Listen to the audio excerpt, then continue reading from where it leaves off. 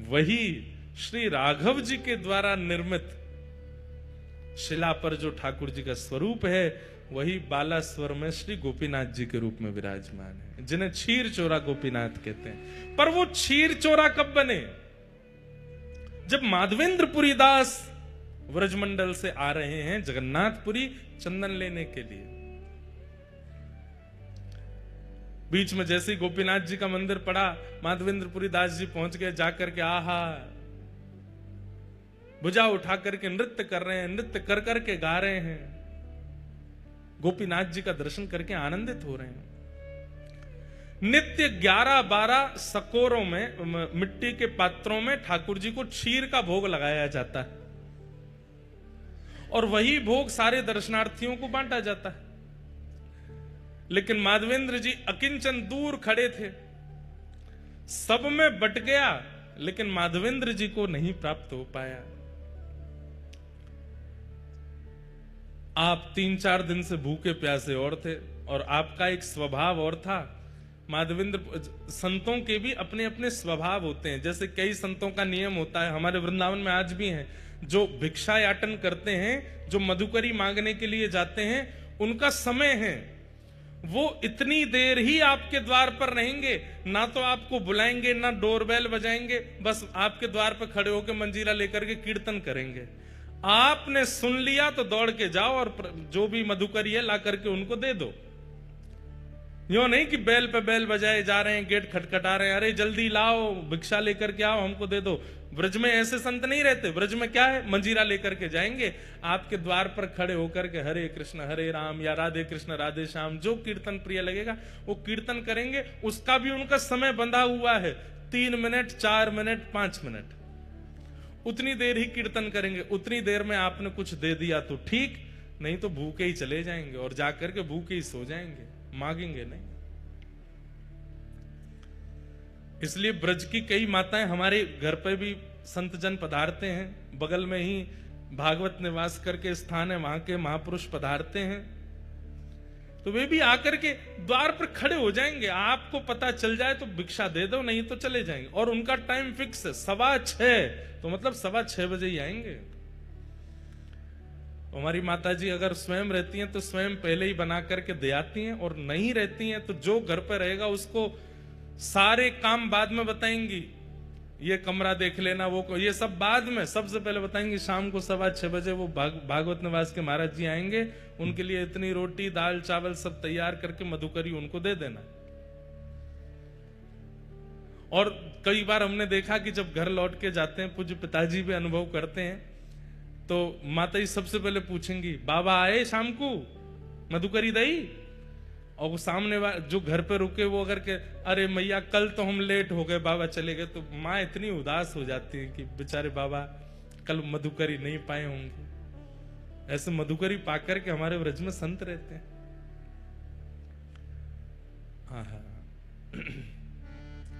श्री माधवेंद्रपुरी दास जी, उनका नियम है कि वो अयाचक हैं। भूख लगेगी प्यास लगेगी लेकिन मांगेंगे नहीं। कोई स्वयं दे जाए तो छोड़ेंगे, नहीं तो पालेंगे। और वही माधवेंद्रपुरी दास जी भूखे तो थे, लेकिन गोपीनाथ जी का दर्शन करके नृत्य कर रहे थे। पुजारी जी सबको बांट रहे थे, लेकिन माधवेंद्रपुरी दास जी पीछे खड़े, तब तक पहुंचे तो सारा भोग बट गया, उनको नहीं मिला। प्रणाम करके दंडवत करके नृत्य करते हुए दूर बाहर जाकर के एक वृक्ष के नीचे माधवेंद्रपुरी दास जी बैठ गए। बंधुओं, हम लोगों से अपराध गलती हो जाती है, पर ठाकुर जी सब याद रखते हैं। अर्धरात्रि में ही श्री गोपीनाथ जी ने दर्शन दिए, किसको? पुजारी जी को। और पुजारी जी के स्वप्न में जाकर के बोले सुनो, बोले हाँ, आज इतने सारे रसिक जन दर्शन करने के लिए आए, सबको तुमने हमारी क्षीर प्रसादी बांट दी, पर पीछे एक ब्रजमंडल के माधवेंद्रपुरी दास जी खड़े थे, उनको तुमने कुछ नहीं दिया। पुजारी जी बोले जय जय, अपराध हो गया, हमसे गलती हो गई, हमको याद नहीं रहा। अब तो कल क्षीर बनेगी, रात्रि में भोग लगेगा, तब दे दूंगा। अरे बावड़े, वो 5 दिन के भूखे हैं और कल और उनको भूखा रखोगे और रात्रि में जाके क्षीर को भोग दोगे? इतनी प्रतीक्षा वो कैसे करेंगे? तो प्रभु आप ही बताओ क्या करें फिर। दोपहर में राजभोग का प्रसाद दे देंगे, मंगला भोग का बोले वो सब नहीं, जो हमारे क्षीर भोग प्रसाद में सुख है वो राजभोग और मंगला में नहीं है, वही देना था उनको। पुजारी जी कान पकड़ने लगे, बोले आज तो अपराध हो गया, क्षमा करो। ठाकुर जी बोले नहीं, अभी उठो, स्नान करो, मंदिर खोलो और भीतर जाओ, वहां से क्षीर भोग लाओ। बोले क्षीर भोग तो सब बट गयो, कुछ बचा ही नहीं है, कहां से लाऊं? बोले मंदिर में आके देखो तो सही, एक पात्र रखा है। स्नान ध्यान करके मंदिर में जा करके देखा तो महाराज वहां पे कोई पात्र दिखा नहीं। पुनः नेत्र बंद करके ठाकुर जी से कहे कहां है पात्र, आज्ञा तो करो। बोले हमको पता था कि तुम सब में बांट दोगे, माधवेंद्र जी को छोड़ दोगे, इसलिए हमने पहले ही एक सकोरा उठा के अपनी जेब में रख लिया है, हमारी जेब टटोलो। जैसे ही पुजारी जी ने ठाकुर जी की जेब देखी तो एक जेब में सकोरा धरा था खीर का। निकालते ही पुजारी जी के नेत्र सचल हो गए। बोले आप गोपीनाथ नहीं हो, आप चित चोरा गोपीनाथ नहीं हो, आप माखन चोरा गोपीनाथ नहीं हो, आप तो क्षीर चोरा गोपीनाथ हो। अपने भक्त को देने के लिए चोरी करते हो। ठाकुर जी बोले अब विलंब नहीं करो, मेरा पेट मेरे सामने भोग पधराने से नहीं भरता है। मेरे सामने पधराई हुई वस्तु जब मेरे भक्तों को पवाई जाती है तब मुझे शांति मिलती है, तब मुझे आनंद मिलता है। जब तक माधवेंद्र जी को प्रसाद नहीं मिलेगा मुझे नींद नहीं आएगी। जल्दी जाओ पवा दो। पुजारी जी दौड़े गए। रात्रि के 2-3 बजे होंगे, तब घड़ी तो नहीं थी पर अर्धरात्रि हो रही थी और माधवेंद्र जी नेत्रों से अश्रु प्रवाह एक वृक्ष के नीचे बैठे। पुजारी जी दौड़ करके गए और जाकर के कहा माधवेंद्र पुरी दास आप ही हैं क्या? माधवेंद्र जी बोले आपको हमारा नाम कैसे पता? बोले भैया किसी का परिचय सेठ कराते हैं, किसी का परिचय नगरवासी कराते हैं, पर आपका परिचय तो स्वयं श्री गोपीनाथ जी ने दिया है, स्वयं ठाकुर जी ने आपका नाम बताया है। माधवेंद्र जी बोले वो मेरा नाम जानते हैं? बोले जी उन्होंने ही आपका नाम बताया। और आपको खीर भोग नहीं मिला था आज? बोले नहीं मिल पाया था, आपने सब में बांट दिया, हम तक पहुंच ही नहीं पाए। बोले लो ठाकुर जी ने आपके लिए खीर, और पूरी वृत्तांत बताया कि ठाकुर जी ने अपनी जेब में छुपा करके रखी आपको देने के लिए। आहा, माधवेंद्र पुरी दास जी तो वहीं नृत्य करने लगे, रुदन करने लगे, अश्रुपात होने लगा नेत्रों से। हाँ गोपीनाथ, प्राण गोपीनाथ, जीवन गोपीनाथ कहकर के रोने लगे। खीर भोग पाया। और ये कथा जब प्रातःकाल होते पूरे नगर में प्रसिद्ध हुई, नगर के बाद प्रांत में प्रसिद्ध हुई और पूरे भारत में प्रसिद्धि हो गई और ठाकुर जी का नाम बदल गया, खीर चोरा गोपीनाथ। उससे पहले त्रेता से लेकर के द्वापर तक वे केवल गोपीनाथ थे, लेकिन माधवेंद्र पुरी दास जी के आते उनका नाम क्षीर चोरा गोपीनाथ पड़ गया। बोलो क्षीर चोरा गोपीनाथ की। ऐसे प्यारे हैं प्यारे ठाकुर जी। ब्रजवासिन के मधुकरी पाम। जब मधुकरी का भाव बता रहे थे तो ये भाव मन में आ रहा था, तो मन में आया कि शायद जगन्नाथ जी कह रहे हैं कि ये भाव गाओ। वृंदावन में 3 काम प्रधान हैं, आओ मेरे साथ गाओ। किशोरी जी से प्रार्थना करो। राधिका रानी जी, वृषभानु दुलारी जी, राधिका रानी जी, वृषभानु दुलारी जी। ओ राधिका रानी जी, वृषभानु दुलारी जी, राधिका रानी जी, वृषभानु दुलारी जी। ओ सुन लो अरज हमारी हमारी, रहूं ब्रज रज को पासे पासे। आप से गाओ, करताल बजा के गाओ। हे उपासे रहूं ब्रज रज को पासे उपासे।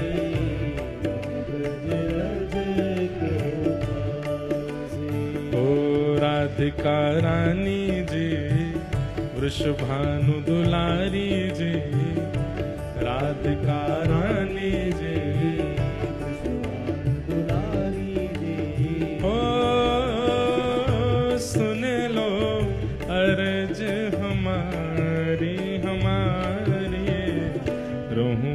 ब्रज रज को पासे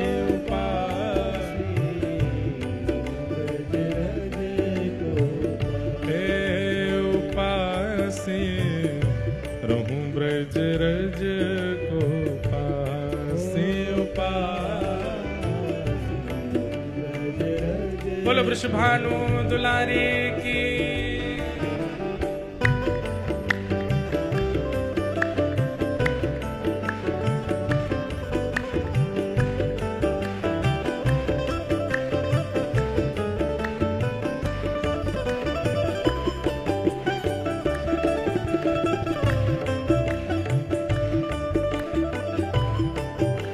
जगन्नाथ महाप्रभु की।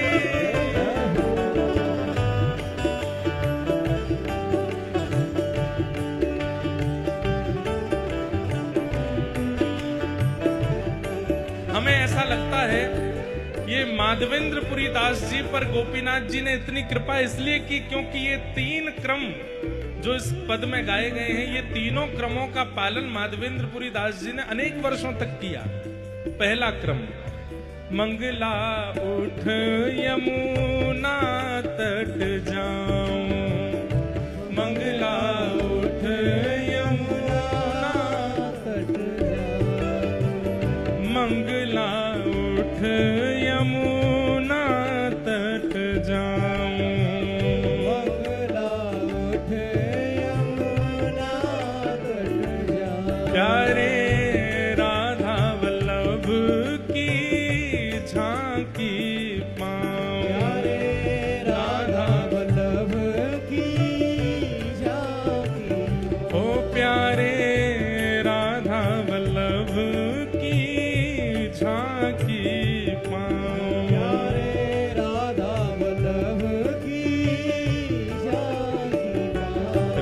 अभिलाषी जी, राधिका रानी जी, कृपा अभिलाषी जी, राधिका रानी जी।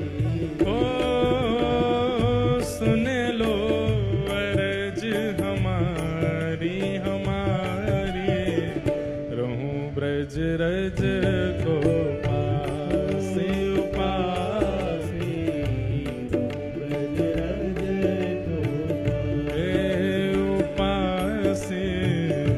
रहूं ब्रज रज को पासे उपासे, ब्रज रज को। ओ राधिका रानी जी, वृषभानु दुलारी जी, राधिका रानी जी, वृषभानु दुलारी जी। ओ कीरत सुत प्यारी जी, बरसाने वारी जी, कीरत सुत प्यारी जी, बरसाने वारी जी। ओ सुन लो अर्ज हमारी हमारी, रहूं ब्रज रज को पासे, ब्रज रज को पासे, रहूं ब्रज रज को पासे उपासे, ब्रज रज को। बोलो वृंदावन बिहारी लाल की।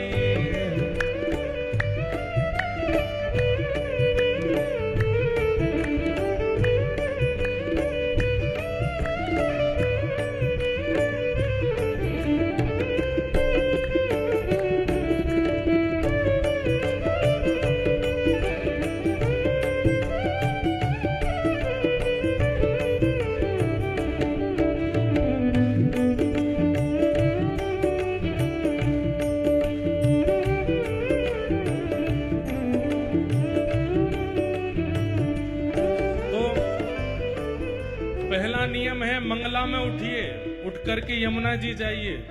सूर्य उदय होने के बाद व्रज में उठना नहीं है, सूर्य उदय से पहले उठ जाइए, यमुना जी का दर्शन करो, राधा वल्लभ जी के दर्शन करो। दूसरा नियम क्या है?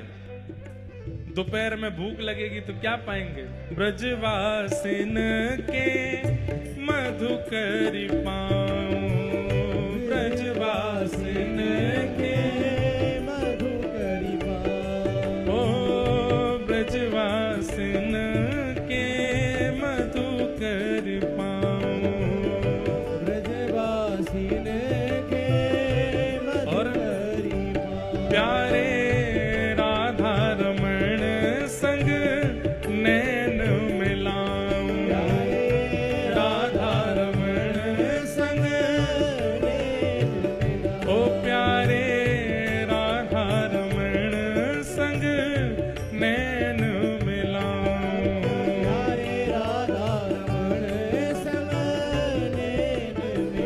अति भोली भारी जी वृषभानु दुलारी जी, अति भोली भारी जी दुलारी जी। ओ सुन लो अर्ज हमारी हमारी, रहूं ब्रज रज को पास पास,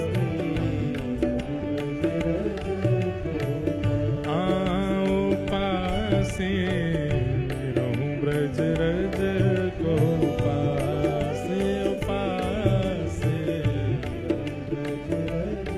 गाओ करताल बजा के, ओ राधिका रानी जी वृषभानु दुलारी जी, राधिका रानी जी वृषभानु दुलारी जी।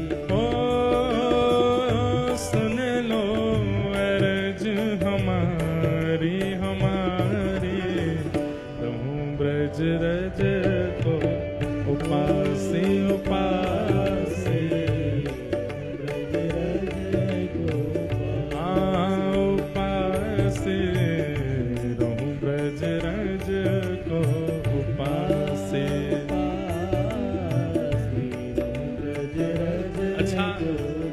आपको एक बात बताएं, ये पद हमने लिखा था गोवा में। कहाँ लिखा था? गोवा। जहां जाकर के दुनिया उल्टे सीधे काम करती है, वहां पे भैया कमल तो कीचड़ में ही खिलता है ना। गोवा को हम कीचड़ नहीं बोल रहे हैं, गोवा को आप देखेंगे वहां पर विद्या साक्षात नृत्य करती है, बड़े बड़े संस्कृत विद्यालय हैं वहां पर। लेकिन गोवा की प्रसिद्धि इतनी विचित्र कर दी है लोगों ने। ये पद वहां प्रकट हुआ, इसलिए मुझे विश्वास हो गया कि श्री प्रियालाल जी यहां भी रमण करते हैं। लोग बाग उसका अनुभव नहीं कर पा रहे। इतना सुंदर भाव तीर्थों में प्रकट नहीं हो पाया, गोवा में जाकर के प्रकट हुआ। वृंदावन के 2 नियम सुन लिए, मंगला उठना, ब्रजवासियों के यहां से मधुकरी मांग करके पाना, और तीसरा नियम क्या है? ब्रज में रह के क्या करना है? ओ रसिक जनन की सेवा पाऊं, रसिक जनन की सेवा पाऊं, सब ब्रजवासिन की सेवा पाऊं, सब ब्रजवासिन की क्या सेवा है? ब्रज की सबसे ऊंची सेवा कौन सी है? सोहनी सेवा। ब्रज में एक सोहनी ले लीजिए और रास्ते बुहारते चलिए, गलियां बुहारते चलिए। अरे कभी अवसर मिले एक बार हमारे कहने से करिएगा। हमारे पंडित श्री गया प्रसाद जी महाराज पूरा जीवन उन्होंने सोहनी करके व्यतीत कर दिया। प्रियालाल जी गोद में आकर के खेलते थे उनसे। क्यों? बोले तुम ब्रज को सुंदर बनाओ, तुम्हारो हृदय अति सुंदर है गयो है, हमें तुम बड़े प्रिय हो, इसलिए ब्रज में जाके सेवा करो। रसिक जनन की सेवा पाऊं, रसिक जनन की सेवा पाऊं, सब ब्रजवासिन की सेवा पाऊं, सब ब्रजवासिन की सेवा। और प्यारे बांके बिहारी के दर्शन पाऊं, प्यारे बांके बिहारी के दर्शन पाऊं। सुबह मंगला करनी राधा वल्लभ जी में, राजभोग करने राधा रमण जी में, और शयन करवे ते पहले जानो बिहारी जी। 3 दर्शन करने हैं। हाँ बांके बिहारी के दर्शन पाऊं, प्यारे बांके बिहारी के दर्शन पाऊं। कृपा अभिलाषी जी कीरत सुत प्यारी जी, कृपा अभिलाषी जी कीरत सुत प्यारी जी। ओ हरिदास दुलारी जी हरिवंश प्यारी जी, हरिदास दुलारी जी हरिवंश प्यारी जी। ओ सुन लो अर्ज हमारी हम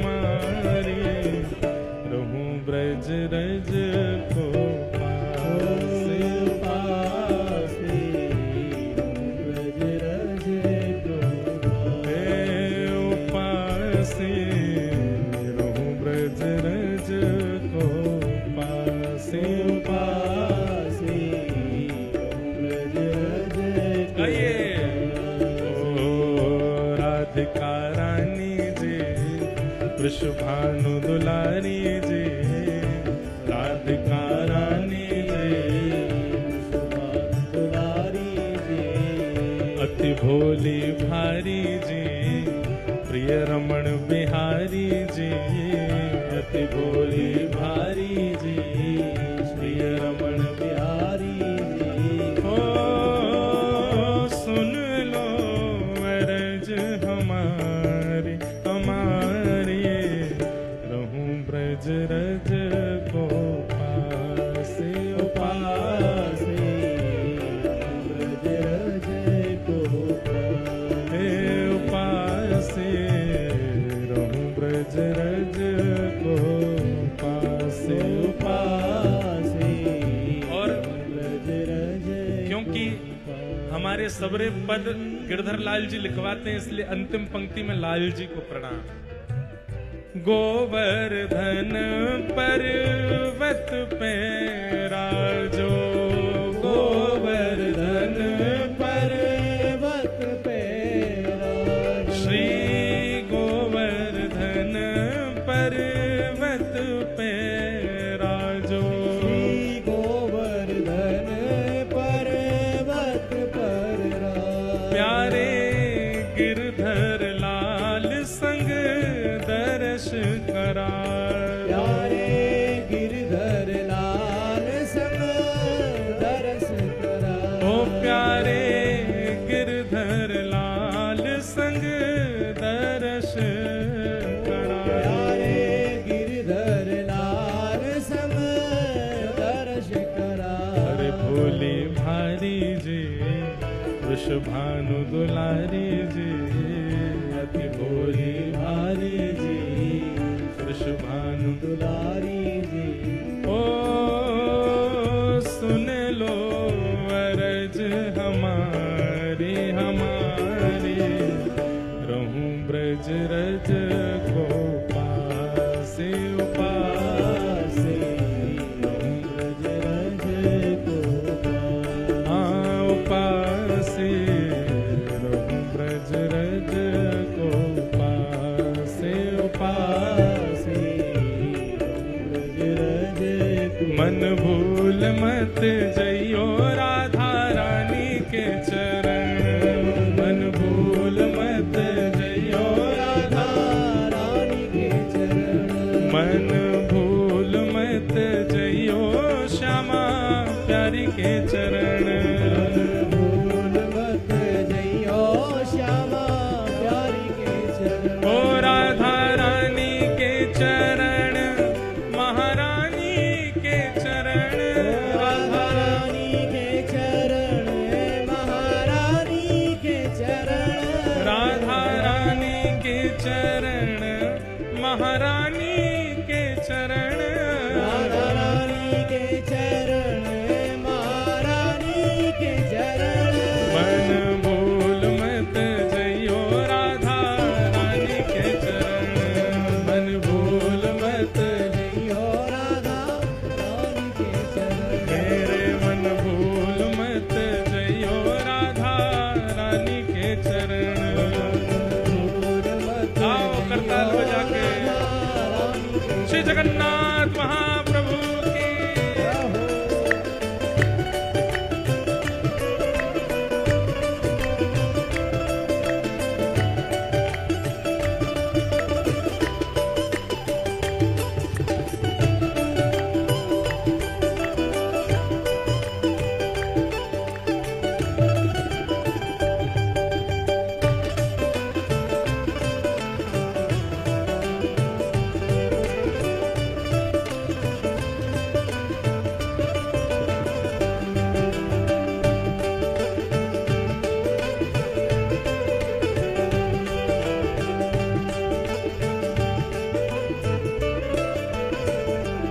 वृषभानु की किशोरी सुन गैया हूते भोरी वृषभानु की किशोरी सुन गैया हूते भोरी वृषभानु की किशोरी सुन गैया हूत भोरी, वृषभानु की किशोरी सुन गैया हूत आज भोरी।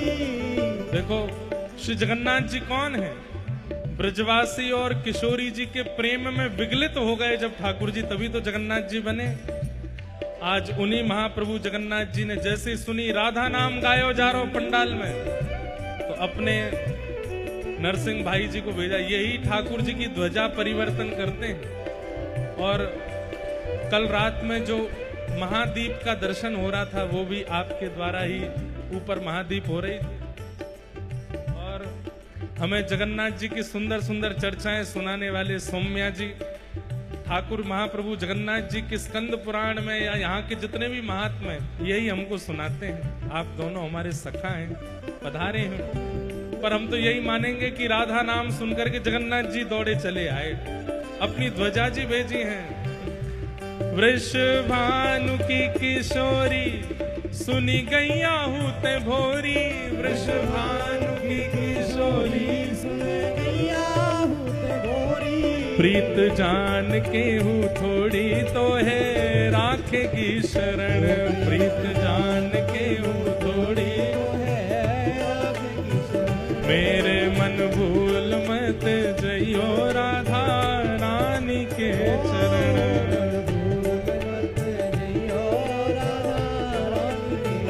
ओ प्यारे ठाकुर की बाकी ठकुरानी के चरण, प्यारे ठाकुर की बाकी ठकुरानी के चरण। प्यारे ठाकुर की बाकी ठकुरानी के चरण। ठाकुर की बाकी ठकुरानी के चरण। मेरे मन भूल मत जइयो राधा रानी के चरण, मन भूल मत जइयो राधा रानी के चरण। मन भूल मत जइयो श्यामा प्यारी के चरण। भूल मत जइयो श्यामा प्यारी के चरण। ओ जय राधे राधे, राधे राधे श्री राधे राधे, राधे राधे जय राधे राधे, राधे राधे श्री राधे राधे, राधे राधे जगन्नाथ प्यारी राधे राधे वृषभानु दुलारी, राधे राधे वृंदावन वारी राधे राधे बरसाने वारी, राधे राधे गिरधर की प्यारी, राधे राधे श्री गिरधर प्यारी राधे राधे बरसाने वारी, राधे राधे कीरत सुत प्यारी राधे राधे वृषभानु दुलारी, हरिदास प्यारी हरिवंश दुलारी, जय राधे राधे, श्री राधे राधे, श्री राधे राधे, श्री राधे राधे, श्री राधे राधे, जय राधे राधे, श्री राधे राधे, जय जय राधे राधे, श्री राधे राधे, जय जय श्री राम, जय जय श्री राम, जय जय श्री राम।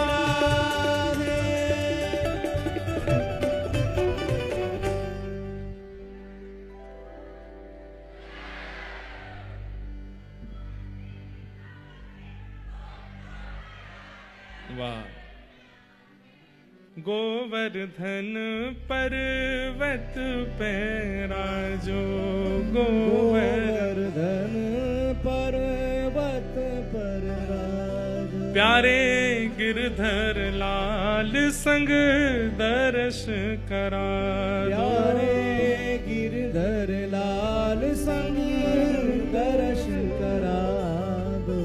इतनी अर्ज हमारी जे सुनो भोरी भारी जी इतनी अर्ज हमारी जी, सुनो भोरी भारी जी, हो सुन लो अर्ज हमारी हमारी, रहूं ब्रज रज को पासे, पासे रहूं ब्रज रज को तो पासे।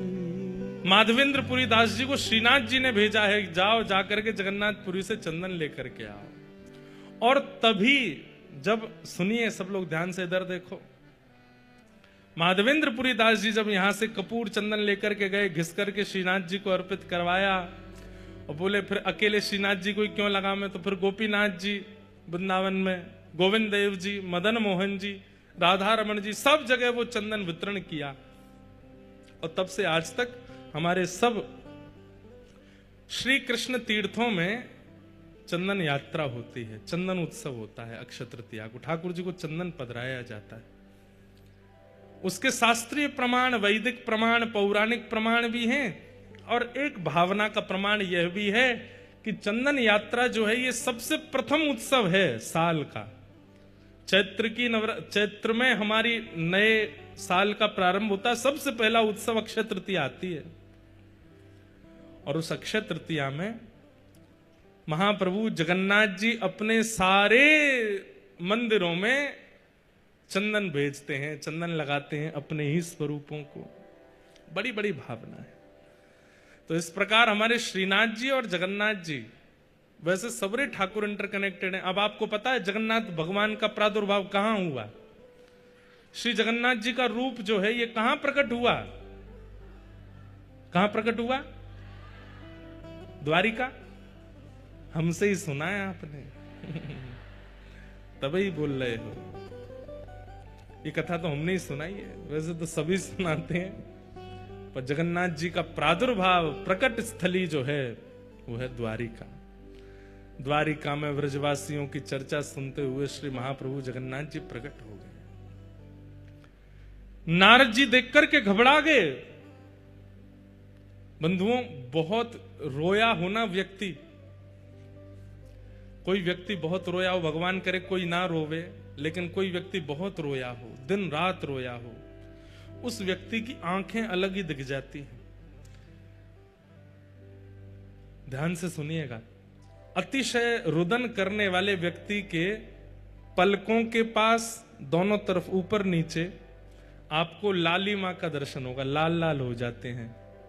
बाहर की ये जो पलक हैं ये भी लाल पड़ जाती हैं, और जितने उसके सामान्य नेत्र खुलते हैं उससे थोड़े अधिक नेत्र खुल जाते हैं। महाप्रभु जगन्नाथ जी को देखो, जगन्नाथ जी के जो ये भाव है ये पूरा लाल है और नेत्र पूरे खुले हुए हैं। ये प्रेम विगलित ठाकुर जी हैं। व्रजवासी और किशोरी जी के प्रेम में इतना रुदन किया ठाकुर जी ने कि जगन्नाथ बन गए। नारद जी महाराज घबरा गए और घबरा करके बोले, प्रभु ये ऐसा स्वरूप आपका, इसको तुरंत अंतर ध्यान कीजिए, हम देख नहीं पा रहे हैं आपके स्वरूप को, आपके हाथ नहीं है, पैर नहीं है, मुख नहीं है। महाप्रभु जगन्नाथ जी बोले, नहीं, अब तो ये स्वरूप प्रतिष्ठित होगा और पूरे विश्व को बताने के लिए कि प्रेम की अवस्था मुझे कितनी प्रिय है, प्रेम मुझे कितना प्रिय है, ये सबको बताने के लिए अब ये स्वरूप प्रतिष्ठित होकर विराजमान होगा। और चारों धामों में, चारों तीर्थों में, कलयुग में सबसे ज्यादा प्रधानता इसी रूप की होगी। कलिकाल में इसी रूप से मैं विराजूंगा, यही मेरा मूल रूप होगा। बोले कहां जाएंगे? बोले इंद्रद्युम्न राजा और गुंडीचा ने मेरी तपस्या की है, उन्होंने कहा है कि आप हमारे यहां आइए, उन्हीं के यहां मैं जाऊंगा। और ठाकुर जी जगन्नाथ रूप धारण करके यहां पधारे। जन्माद्यस्य तोन्वयादितरतः चार्थे स्वविज्ञस्वराट, तेने ब्रह्म हृदय आदि कवये मुह्यन्ति यत्सूरयः, तेजो वारि मृदाम यथा विनिमयो यत्र त्रिशर्गो मृषा, धाम्ना स्वेन सदा निरस्तकुहकं सत्यं परं धीमहि धर्म प्रोजित कैतवोत्र परमो निर्मत्सराणां सताम् वैद्यं वास्तवमत्र वस्तु शिवदं तापत्रयोन्मूलनम् श्रीमद्भागवते महामुनिकृते किं वा परैरीश्वर सद्यो हृद्यवरुध्यते त्रिकृतभिः शुश्रूषुभिस्तत्क्षणात् निगम कल्पतरोर्गलितं फलं सुखमुखादम तद्रव संयुतं पिबत भागवतं रसमालयं मुहुर्हो रसिका भुवि भावुकाः।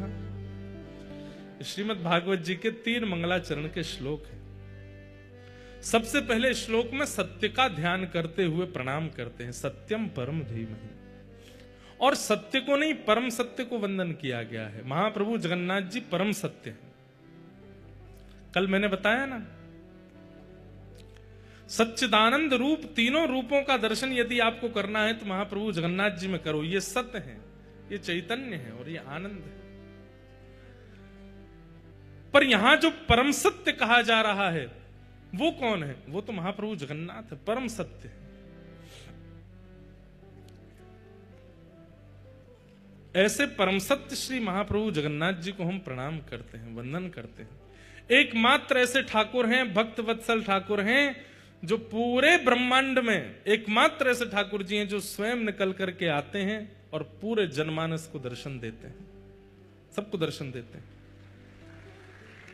कोविड आ गया, पूरी दुनिया की व्यवस्थाएं बदल गई, लेकिन महाप्रभु जगन्नाथ जी का तब भी दर्शन हुआ। बंधुओं, 5 प्रकार के अवतार होते हैं। पहले अवतार, वैसे तो 24 अवतार आदि सब हैं, पर भगवान 5 प्रकार से आते हैं। ठाकुर जी का पहला अवतार है परावतार। परावतार का मतलब होता है सर्वव्यापकता। परावतार, इस माइक में भी ठाकुर जी हैं, इस वायु में भी ठाकुर जी हैं, इस पंडाल में भी ठाकुर जी हैं, इन सामने आर्टिफिशियल इन पुष्पों में भी ठाकुर जी हैं, माइक में भी ठाकुर जी हैं, आप में भी ठाकुर जी हैं, हम में भी ठाकुर जी हैं। एक बात कहें, ये परा अवतार जो है इसको पूरी दुनिया मानती है, चाहे वो ईसाई हो, चाहे वो मुस्लिम हो, चाहे वो कोई भी हो। परा अवतार ठाकुर जी का सब मानते हैं। ईसाई भी मानते हैं, मुस्लिम भी मानते हैं, बौद्ध भी मानते हैं, सब मानते हैं क्या? भगवान सब जगह है। परा अवतार की व्याख्या और कहीं थी ही नहीं, केवल सनातन धर्म में थी कि परा अवतार भगवान सर्वव्यापक है। ईश्वरः सर्वभूतानां हृदयेऽर्जुन तिष्ठति। ईश्वर सभी प्राणी मात्र में विराजमान है, सभी जड़ चेतन में विराजमान है। हमारी हिंदू वैदिक सनातन धर्म की तो कैसी, अभी हमने कथा प्रारंभ की तो हमने क्या कहा था कि ठाकुर जी केवल मंदिर में हैं, ऐसा मत मानिए। आप श्री जगन्नाथपुरी में विराज रहे हैं, यहाँ की पृथ्वी का दर्शन कर रहे हैं, समुद्र का दर्शन कर रहे हैं, आकाश का दर्शन कर रहे हैं, सूर्य का दर्शन कर रहे हैं, जगन्नाथपुरी में खड़े होकर के, तो आपकी दृष्टि जो देख रही है सब जगन्नाथ है। ये ठाकुर जी का परावतार, सर्वव्यापकता। लेकिन सर्वव्यापकता से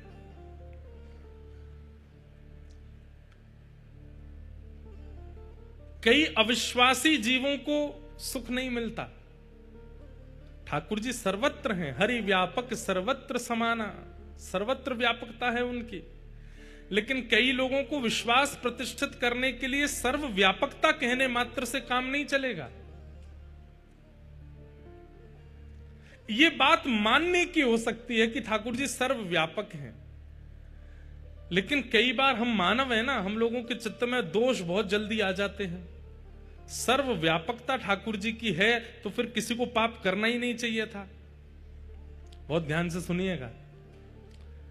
ठाकुर जी सब जगह हैं तो फिर दुनिया में पाप होने ही नहीं चाहिए। सबको ये बात लगनी चाहिए, पता होनी चाहिए ठाकुर जी देख रहे हैं, ठाकुर जी यहां भी तो हैं, यहां भी तो बैठे, लेकिन फिर भी व्यक्ति पाप क्यों कर देता है? क्योंकि उसके अंदर ये बात पूर्ण रूपेण प्रतिष्ठित नहीं है कि ठाकुर जी सर्वव्यापक हैं। ठाकुर जी का प्रथम अवतार है परावतार। इसलिए ठाकुर जी परावतार से एक और अवतार धारण करते हैं, जिससे लोगों के मन में थोड़ी ये तो भावना आ जाए कि भाई यहां ठाकुर जी तो बैठे ही हैं, यहां मुझे कुछ नहीं करना। और उस अवतार का नाम है विभव अवतार। तो विभव अवतार ठाकुर जी के कौन से हैं? राम अवतार, कृष्ण अवतार, परशुराम अवतार, कूर्म अवतार, कच्छप अवतार, नृसिंह अवतार, वराह अवतार।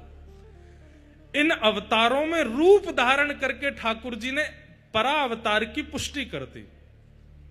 अच्छा, तुम नहीं मानते सब जगह भगवान है, तो लो मैं खंभ से प्रकट होकर के दिखा देता हूं कि मैं यहां भी हूं।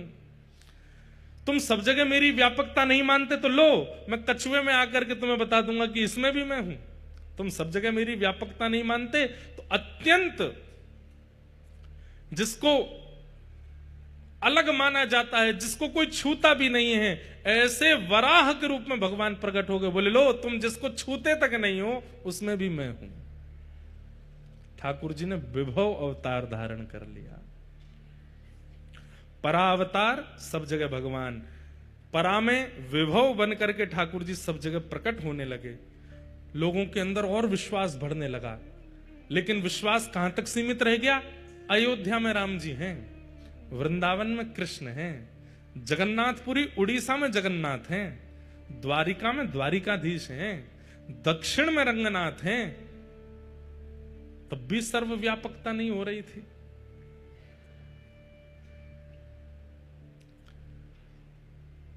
ठाकुर जी ने मन में विचार किया, अब क्या करें? अब इस सर्वव्यापकता को कैसे और ज्यादा रूप धारण कराएं? तब ठाकुर जी ने व्यूह अवतार धारण किया। व्यूह अवतार का अभिप्राय, ठाकुर जी एक से अनेक बन जाते हैं। तो जैसा मैंने आज कथा में बोला, व्यूह अवतार कौन सा? महाप्रभु जगन्नाथ जी भी जगन्नाथ हैं, वो तो जगन्नाथ हैं ही, उनका मंदिर भी जगन्नाथ है। इसलिए शिखर दर्शन की महत्ता। एकादशी के दिन पंढरपुर में, महाराष्ट्र में लाखों करोड़ों की तादाद में भीड़ जाती है दर्शन करने के लिए।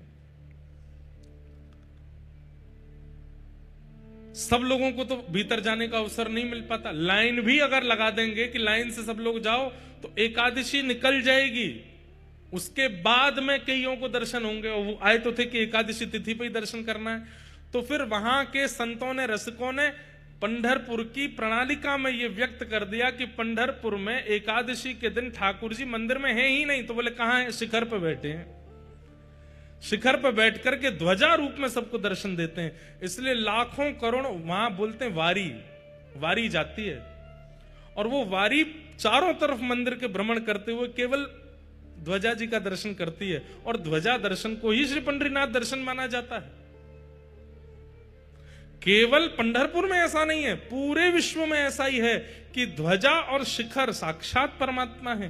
कोई व्यक्ति अत्यंत वीवीआईपी बनकर के आया और शिखर देखे ही नहीं, सीधे मंदिर में ही घुस गया और ठाकुर जी के दर्शन करके प्रस्थान कर गया, उसका दर्शन अधूरा माना जाएगा, क्योंकि उसने मूल तो दर्शन किया ही नहीं। ठाकुर जी का शिखर मूल है। एक प्रकार से कह दें तो क्या है?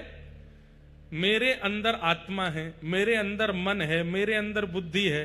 अब आपकी इच्छा क्या है? मैं तो इसके मन से ही मिलूंगा, मैं तो इसकी बुद्धि से ही मिलूंगा, मैं तो इसकी आत्मा से ही मिलूंगा, बाहर वाले से मेरा कोई अभिप्राय नहीं। ऐसा नहीं होता। बल्कि सामान्य संसार में तो ऐसा है कि बाहर वाले शरीर से ही सारे संबंध होते हैं, अंदर वाले को तो हम पहचान ही नहीं पाते। उल्टा होना चाहिए। मंदिर में भीतर वाले का दर्शन बाद में, बाहर वाले का दर्शन पहले। और संसार में व्यक्ति के भीतर पहले झांको, बाहर वाले से ज्यादा आकर्षण मत रखो। हम शरीर पर, रूप पर, रंग पर ज्यादा आकृष्ट हो जाते हैं, उसके हृदय का दर्शन नहीं कर पाते। मंदिर में भीतर दर्शन मिल जाए तो अच्छा, नहीं तो बाहर ही दर्शन कर लो, शिखर देख लो बस। और संसार में व्यक्ति के बाहर से ज्यादा प्रभावित मत हो, उसके भीतर झांको, भीतर देखो।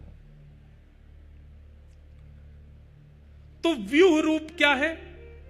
वही जगन्नाथ जी अपने श्री मंदिर के रूप में भी हैं, वही श्री मंदिर जगन्नाथ तीर्थ के रूप में भी है, वही तीर्थ महोदधि समुद्र के रूप में भी है, वही महोदधि महाप्रसाद के रूप में भी है, वही महाप्रसाद जगन्नाथपुरी में विचरण करने वाले यहाँ के लोकल जो लोग हैं उनमें भी है।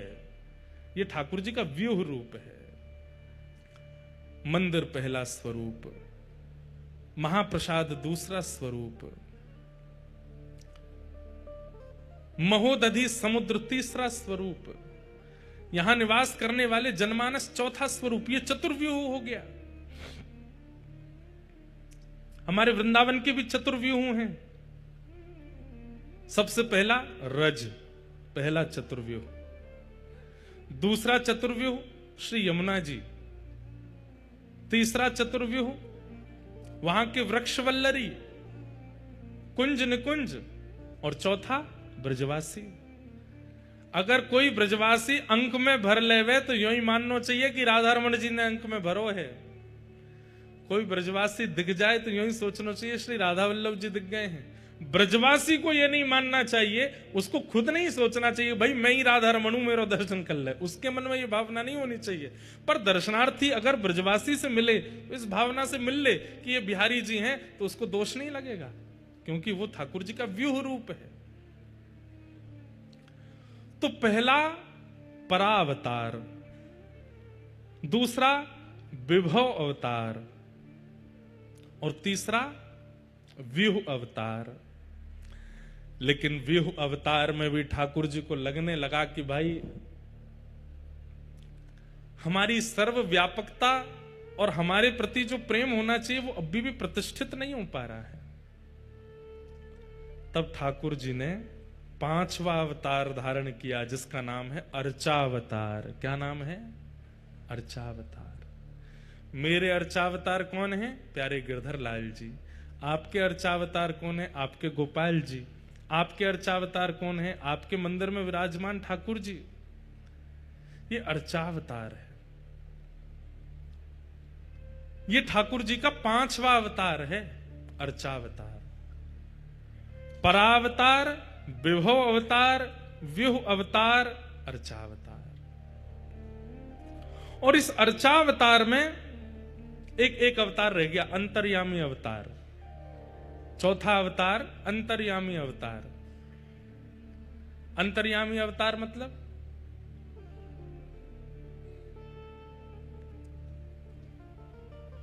आपने मुझसे कहा महाराज जी बहुत जोर की प्यास लगी है, पानी चाहिए। तो मैंने कहा तुम जहां बैठे हो वहां नीचे पानी है, बोरिंग करवाओ, खुदवाओ, पानी निकाल के पी लो। मेरी बात असत्य है? जहां आप बैठे हो वहां नीचे पानी नहीं है। लेकिन मेरा यह कहना कि बोरिंग करवाओ, पानी निकलवाओ और प्यास बुझा लो। आप कहोगे महाराज जी प्यास लगी है, बोरिंग करवा के पानी निकलवाएंगे तब तक तो प्राण चले जाएंगे। ठाकुर जी का चौथा अवतार क्या है? अंतर्यामी। आपने कहा मुझे श्याम सुंदर से मिलना है, मुझे जगन्नाथ जी से मिलना है, मुझे राघव से मिलना है, मुझे माधव से मिलना है। तो मैंने क्या कहा? तुम जहां खड़े हो वहीं हैं। पर इससे आपका समाधान नहीं होगा। मेरी बात सत्य नहीं है ठाकुर जी वहां पर प्रकट करना पड़ेगा। दूध से दिया नहीं जला जा सकता, लेकिन दूध में घी नहीं है ये आप अस्वीकार नहीं कर सकते। दूध में घी होता है पर दूध से दिया नहीं जलेगा, प्रकट करना पड़ता है। तो चौथा अवतार भगवान का अंतर्यामी अवतार है। आप जहां हो, जैसे हो, आप कलकत्ता में हो, मुंबई में हो, जयपुर में हो, महाराष्ट्र में हो, तमिलनाडु में हो, जहां हो सब जगह राधा रमण जी हैं। पर आपको याद आ रही है कि मुझे राधा रमण जी से मिलना है, तो मैं ऐसा कह दूं तुम जहां वहीं हैं तो हैं। तो ये बात सत्य तो है, पर उनको अनुभव करने के लिए प्रकट करना पड़ेगा। प्रोसेस लंबा है। तब ठाकुर जी ने विचार किया कि कलयुग में इतना समय नहीं है लोगों पे, मैं हूं तो सर्वत्र, पर मुझे प्रकट करने की इतना समय का इन्वेस्टमेंट, इतनी मेहनत का इन्वेस्टमेंट लोग नहीं करेंगे। तब ठाकुर जी ने 5वां अवतार धारण किया, और वो क्या है? अर्चावतार। अर्चावतार का मतलब क्या है? हमारी बात को बहुत ध्यानपूर्वक सुनिएगा। जितनी योग्यता, जितनी श्रेष्ठता, जितनी प्रतिष्ठा, जितनी विशेषता महाप्रभु जगन्नाथ जी की है, उससे किंचित भी कम नहीं है आपके घर में विराजमान ठाकुर जी की। दोनों समान हैं। वो ठाकुर जी का अर्चावतार है। अर्चावतार के प्रति हमारी पूर्ण निष्ठा प्रकट क्यों नहीं हो पाती? क्योंकि हम मंदिर के ठाकुर, तीर्थ के ठाकुर को और घर के ठाकुर में भेद मानते हैं। कोई अंतर नहीं है। ये भाव जिस दिन आपके हृदय में प्रतिष्ठित हो गया, पता है कैसे कीजिए? नित्य सुबह उठने के बाद, स्नान ध्यान करने के बाद जब अपने ठाकुर जी का पर्दा खोलने के लिए जाओ, तो उस समय ये भावना मत रखो अपने गोपाल जी को उठाना है, आज वो वाली पोशाक पहनानी है, आज ये वाला भोग लगाना है, आज ऐसे आरती कर। नहीं, क्या भावना रखो? बहुत दिन हो गए हम द्वारिकापुरी नहीं गए हैं, तो आज स्नान करते करते ही मन में चिंतन कर लो, जब द्वारिका गए थे तब द्वारिका का कैसा मौसम था, उस मौसम का आवाहन कर लो। द्वारिका में कैसा समुद्र है, उस समुद्र का आवाहन कर लो। द्वारिकाधीश जी का मंदिर का शिखर कैसा, उसका आवाहन कर लो स्नान करते करते ही। द्वारिकाधीश के लोग कैसे हैं, वहां के लोगों की श्रृंगार कैसा है, वहां के लोगों की बोली चाली कैसी है, केम छो, मजामा छो, गुजराती बोल रहे हैं सबरे। मन में सारी भावनाएं प्रकट कर लो, और फिर अपने मंदिर में जाते समय यही भावना रखो, साक्षात द्वारिकाधीश का दर्शन कर रहे हैं, कपाट खोलते ही जय द्वारिकाधीश कहकर के प्रणाम करो। आपके ठाकुर जी का दर्शन और प्रणाम श्री द्वारिकाधीश जी के दर्शन से किंचित कम नहीं होगा, ठीक उतना ही फल मिलेगा जितना द्वारिकाधीश जी के दर्शन में मिलता है। अगले दिन, कल तो द्वारिका हुआ है, आज कहां जाएं? बोले आज जगन्नाथपुरी चल रहे हैं। और सवेरे स्नान करते करते ही आवाहन कर लीजिए, महोदधि समुद्र नारायण भगवान हैं, नील चक्र पर सुंदर पीत ध्वजा जी रोहण हो रही हैं, सुंदर ठाकुर जी का मधुर मंदिर है, सिंह द्वार है, सिंह द्वार पर पतित पावन भगवान विराजमान हैं, सुंदर सीढ़ियां चढ़ के हम ऊपर जा रहे हैं। आहा, दालमा, आनंद बाजार में से सुंदर महाप्रसाद की दालमा की सुगंधी आ रही है। हरि हरि बोलो, हरि हरि बोलो कह करके सब उड़िया भक्त मटक मटक के नाच रहे हैं। आवाहन करते हुए जाओ और अपना वस्त्र आदि पहनते हुए ये विचार कर लो हम मंदिर में आ गए हैं, और जैसे ही गरुण स्तंभ के पीछे गए हैं, नेत्र उठा करके देखा है, तुरंत अपने मंदिर के ठाकुर जी का कपाट खोलो, महाप्रभु जगन्नाथ की जय हो, श्री जगन्नाथ महाप्रभु की जय हो। अपने घर के ठाकुर जी को ही इस भाव से प्रणाम करने मात्र से जगन्नाथ यात्रा का फल मिल जाएगा। कितना इससे बढ़िया उपाय क्या होगा? हजारों की टिकट बच गई आपकी, हजारों के होटल का खर्चा बच गया, सारी शारीरिक मेहनत बच गई, और घर में ही सौर्य तीर्थ प्रकट हो गए। क्यों? क्योंकि वो आपके अष्ट धातु के भगवान नहीं है, आपके घर में पीतल के, चांदी के, सोने के भगवान नहीं है, वो ठाकुर जी का अर्चावतार है। आप जिस प्रभु का आवाहन करोगे, जिस तीर्थ का आवाहन करोगे, जिस महाप्रसाद का आवाहन करोगे, वो सब आपके घर में उनके सन्मुख पधराते ही प्रकट हो जाएगा। उनको सामान्य मत समझा कीजिए, वो साक्षात भगवान का 5वां अवतार है, अर्चावतार। और श्रीमद् भागवत में ही कही गई एक वाणी की सिद्धता करते हैं, अहम भक्त पराधीन, मैं अपने भक्त के पराधीन हूं। जब भगवान ने यह बात कही कि मैं अपने भक्त के पराधीन हूं, तो किसी ने भगवान से कहा पराधीनता का मतलब पता है आपको? भगवान बोले हमसे पूछ रहे हो? पराधीनता का मतलब होता है कि हिल करके स्वयं पानी भी ना पीना, इसको पराधीनता कहते हैं। प्यासे रह जाएंगे लेकिन स्वयं पानी नहीं पिएंगे, इसको पराधीनता कहते हैं। तो किसी ने कहा तो आप ये कर पाओगे? बोले करूंगा, अर्चावतार के रूप में यही करूंगा। भूख लगेगी लेकिन तब तक नहीं पाऊंगा जब तक पवाएगा नहीं, प्यास लगेगी तब तक नहीं पीऊंगा जब तक पिलाएगा नहीं, श्रृंगार की इच्छा होगी लेकिन तब तक नहीं सजूंगा जब तक सजाएगा नहीं। नींद आ रही होगी लेकिन तब तक नहीं सोऊंगा जब तक सुलाएगा नहीं। अर्चक के पूर्ण अधीन हो जाऊंगा, इसलिए मेरा 5वां अवतार होगा अर्चावतार। और एक बात, जैसे काशी में गंगा जी हैं, हरिद्वार में गंगा जी हैं, ऋषिकेश में गंगा जी हैं, पर गंगा जी का मूल स्रोत गंगोत्री है। वृंदावन में यमुना जी हैं, दिल्ली में यमुना जी हैं, अन्य अन्य क्षेत्रों में यमुना जी हैं, पर मूल स्रोत यमुनोत्री है। ऐसे ही आपके घर लड्डू गोपाल हैं, आपके घर त्रिभंग ललित ठाकुर जी हैं, मेरे पास श्रीनाथ जी हैं, पर इन समस्त ठाकुरों के मूल स्रोत अर्चावतार, सबसे विशेष अर्चावतार कौन से हैं? बोले महाप्रभु जगन्नाथ जी, ये अर्चावतार है। ये सारे हमारे घर के ठाकुरों के एक बात कह दें तो मूल स्रोत हैं जगन्नाथ जी। वैसे इनका नाम क्या है? जगन्नाथ, पूरे विश्व के नाथ। लेकिन रथ पे बैठना हो तो खुद चल के नहीं आते।